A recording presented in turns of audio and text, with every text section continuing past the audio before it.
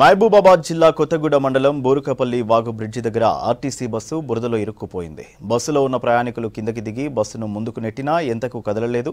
బురదలోంచి bus బయటకు రాకపోవడంతో ప్రయాణికులు తీవ్ర ఇబ్బంది పడ్డారు. కొత్తగూడ మండలం వరకు నడుచుకుంటూ వెళ్లారు. రోడ్లు సరిగ్గా లేకపోవడంతో బస్సు బురదలో కూరుకుపోయిందని ఆగ్రహం వ్యక్తం చేస్తున్నారు ప్రయాణికులు.